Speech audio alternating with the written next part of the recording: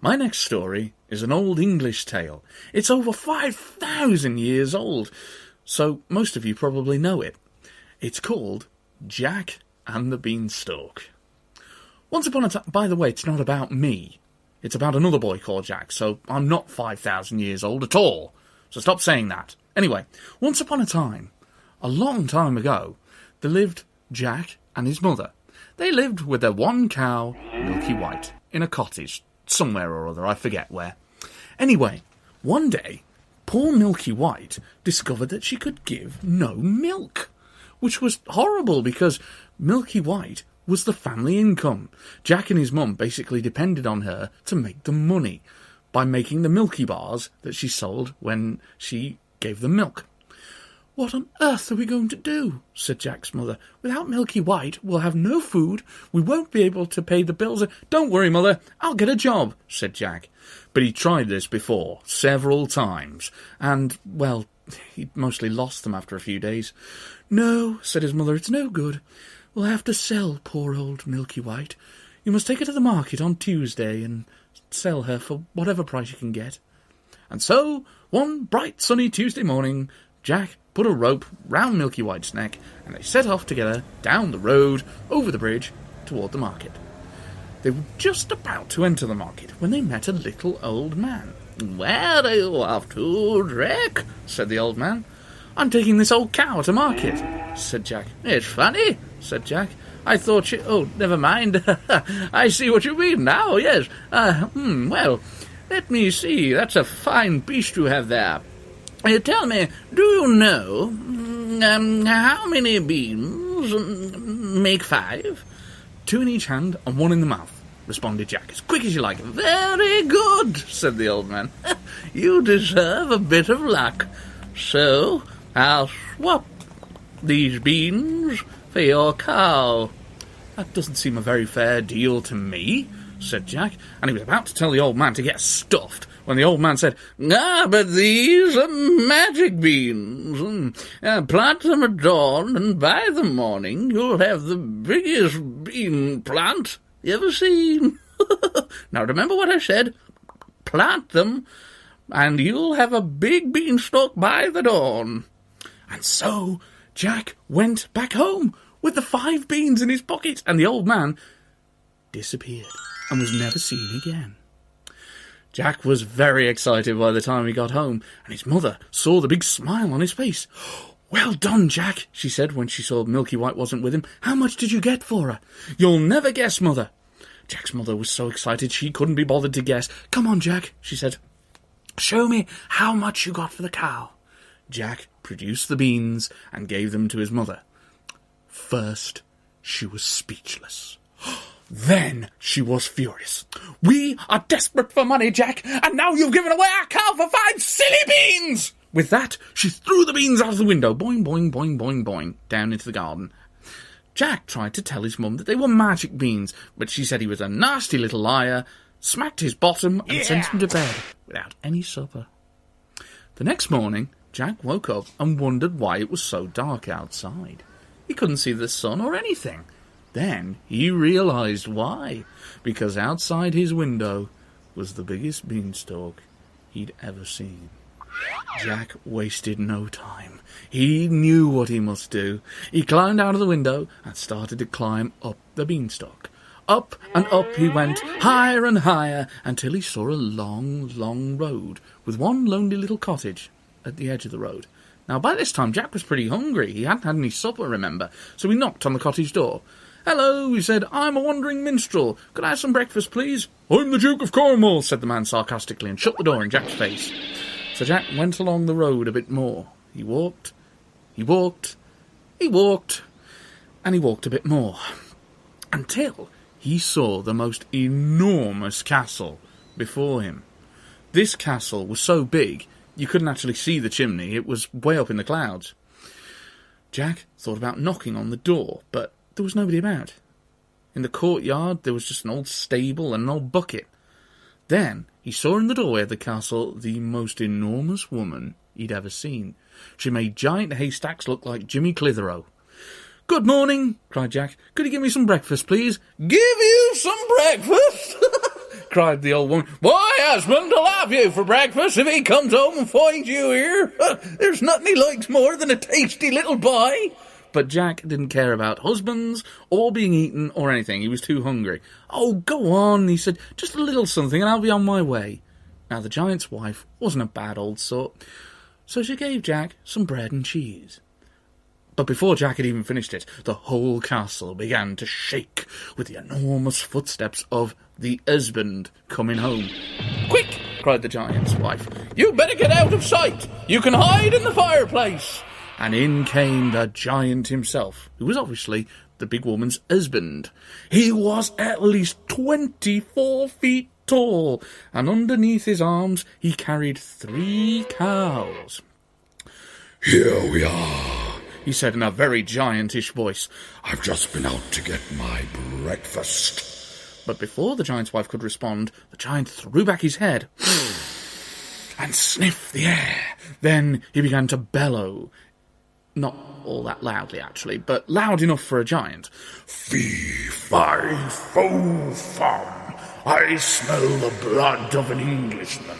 Be he alive or be he dead, I'll have his bones to make my bed." "You mean grind your bread, dear?" "Oh, yes, I do. Sorry, dear," said the giant, and the giant and his wife laughed happily. Then the giant put the cows into the oven and sat down in his favourite chair. Jack, meanwhile, cowered in the fireplace. The giant was served the 3 cows on an enormous giant plate with an enormous barrel of beer, and he ate them all in 30 seconds flat. Then he said to his wife, "Now then, dear, if it's not too much trouble, will you bring me my gold, please? I want to count it." So the giant's wife brought the giant his gold. "There you are, dear," she said. "I told you there was no little boy." "I know. Sorry, dear," said the giant, and began to count. "Now then, let's see. 1, 3, no, 2, 5... And then, before Jack knew what was happening, the table began to shake, and he realised what was happening. The giant had fallen asleep and was snoring loudly. It sounded like 3 sacks of potatoes being emptied onto a loft floor. Jack crept out of the fireplace, and while the giant's wife was in the living room seeing what was on ITV that morning, Jack took the bag of gold. Then he crept out of the castle and ran down the beanstalk as fast as he could. His mother was very worried by now. She felt sorry that she'd told Jack off and not given him any supper. When she saw the gold, she felt even sorrier. "Where on earth did you get all that gold?" she asked, and Jack told her the whole story. Well, the gold lasted a while, and Jack and his mother lived very freely, but eventually, as gold does, it ran out. So Jack proceeded up the beanstalk once more. He didn't go to the cottage this time or knock on the door because he knew what the horrid man had said to him. Besides, it wasn't there this time. He thought perhaps the giant had eaten it when he got peckish one morning. So he got to the giant's castle in good time. "Hello again," said the giant's wife. "It's strange, on the morning you was last here, a bag of my husband's gold went missing." But Jack denied all knowledge of this and said he'd slipped away when the giant was busy with his breakfast, and the giant's wife believed him. You're looking honest, lad. All right, come in." But this time, Jack didn't even get the chance to have anything to eat because the whole castle began to shake with the giant's footsteps. Jack knew what to do. He ran into the fireplace, and in came the giant, with 3 enormous chip shops under each arm, with chips and staff all inside. Well, the giant's wife was pleased because it meant she didn't have to cook anything, because the chips were still hot, and the giant proceeded to eat them all, one after the other. Then he sniffed the air once the chip smell had gone, and began to bellow again. "Fee, fi, fo, fat. What the blinking hell is that? Be I alive or be I Keats? I can smell some English feet." No, dear," said the giant's wife. "That's just the fish from them chips. It smelt a bit funny to me." "Oh, you're probably right, dear," said the giant. "Tell you what, get that hen out of the cupboard. She's not laid me any golden eggs for at least a fortnight. If she doesn't lay any this time, stick her in the pot and we'll have her for dinner." So the giant's wife fetched an enormous hen out of the cupboard. This hen was the size of a cocker spaniel. She sat on the table, and the giant said, "Lay." And then, without warning, the hen laid a golden egg. The giant said, "Lay," again, and the hen laid another golden egg. This went on about 6 times. Then the giant got bored of golden eggs and fell asleep, making rumbly indigestion-y noises, while Jack crept out of the fireplace and, with difficulty, because the hen was so large, took it off the table. The giant's wife had gone upstairs because she remembered there was something important she had to do, but she couldn't remember what it was, so she had to look at the calendar. So Jack took the hen down the beanstalk. He would have made it scot-free, but the hen gave a loud cluck, and the giant woke up. Where's my hen gone? But it was too late. Jack was already halfway down the beanstalk, and the giant knew he had no chance of catching the thief. His mother, when Jack got back to the house, was none too pleased to see him with this giant hen. "How are we supposed to feed that?" said Jack's mother. "This seems like one of your silly schemes again." But Jack just put the hen down in the middle of the floor, because the table was too small for it, and said, "Lay," and the hen laid a golden egg. Jack's mother was delighted. With this clever magic hen, they need never worry about money ever again. But riches and parties and princesses got very boring for Jack. One more trip to the giant's castle, he told himself, and so off he went, up the beanstalk, along the long road, but this time he didn't seek out the giant's wife. He waited till she was in the stable, with the jockey and the horse. The jockey's name was Tim O'Tay. Anyway, Jack decided he would hide, this time in one of the pots on the table. By the way, the horse's name was Shampoo. Anyway, Jack stayed there in the pot on the table until he heard the footsteps of the giant.